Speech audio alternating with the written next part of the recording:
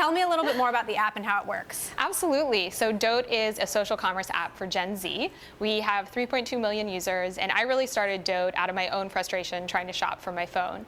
I actually grew up in Alaska, so didn't have access to very many stores or malls, was a really early e-commerce shopper. Ended up moving out to the Bay Area, working in mobile games, and got to see that market move from being desktop-based to mobile, create really big businesses and really fun interactive experiences. I knew the same thing would happen with shopping, and that games are usually early on new platforms and with new technologies, but didn't see anything out there doing it, so decided to make a move. So are there aspects of gaming built into this platform? Absolutely, yeah. We leverage a lot of gamification mechanics, and then most recently we launched Shopping Party, which is a brand new feature that some are calling the Twitch for shopping. It's a live streaming shopping experience that allows the influencers on the platform to shop live with their audience on Dote. Now, social commerce really hasn't taken off. I mean, it sounds great, but there's really no good way for me to buy what my friends are buying. I can see what they like on Pinterest.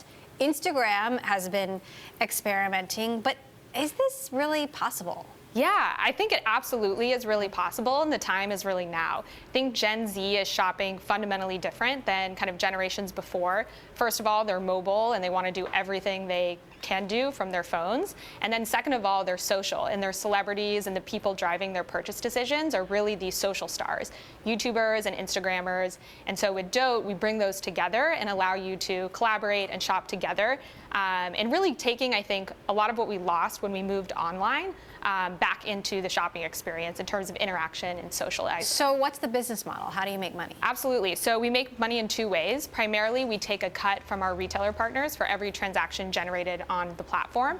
And then at the end of last year, we actually launched a private label with a big YouTuber named Emma Chamberlain, and that was a rev share, so we earned revenue from that as well. How much traffic are you driving?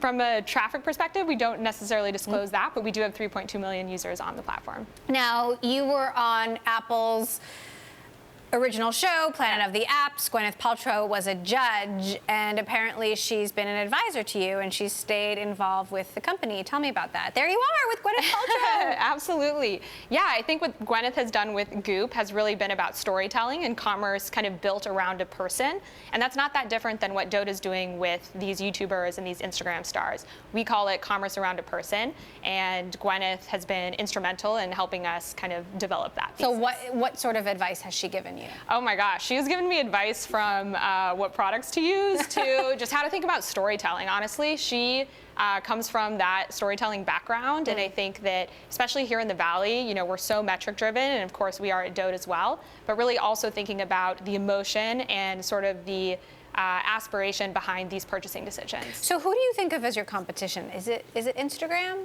It's a great question. I think, you know, recent moves by these big players into the mobile commerce space has been really validating for us. You know, I founded the company in 2014, so certainly I have believed that this is a big market, but I think that the way those folks are approaching it is a much more kind of business first, how do we make our purchase funnel easier, you know, with our ads business. But for Dote, it's really about building a shopping experience and a social community on the phone around shopping. So what's next?